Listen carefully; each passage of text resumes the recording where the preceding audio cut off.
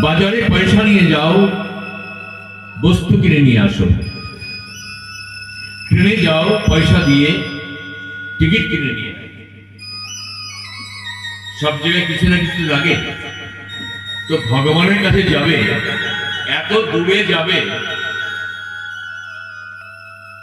সেখানে যাওয়ার টিকিট লাগবে না? এত দূরে যাবে, প্লেনে যাবে না গাড়িতে যাবে না বাসে যাবে না কারে যাবে, পয়সা লাগবে না সেখানে যেতে? লেকিন সেখানে কোন পয়সা লাগে মা? সেখানে যাওয়ার পয়সাটা কোন পয়সা?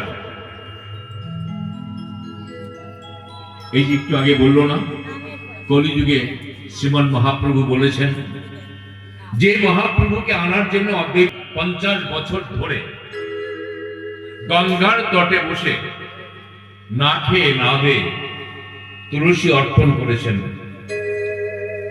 যে প্রভু এসো, প্রভু এসো, অবস্থা খুবই খারাপ, তুমি না আসলে এই জগতের জীবকে, এই জগতের মানুষকে আর তোমার উন্মুখ করা যাবে না।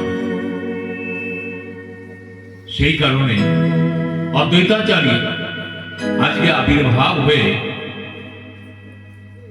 ভগবানকে অর্থাৎ শ্রীকৃষ্ণকে এবং শ্রীমতী রাধারানীকে একসঙ্গে আবাহন করছেন। এই যে চৈতন্য মহাপ্রভু, এই চৈতন্য মহাপ্রভু একা কৃষ্ণ নন। চৈতন্য মহাপ্রভু যে শরীরটা, এই শরীরটা হচ্ছে রাধারানী, আর ভিতরে যিনি বসে আছেন উনি হচ্ছেন কৃষ্ণ। উনি কৃষ্ণ। তো দুইজনে একত্রিত হয়ে এসেছেন আমাদেরকে নিয়ে যাওয়ার জন্য। কি বললেন? যে তোমাদের কিচ্ছু করতে হবে না,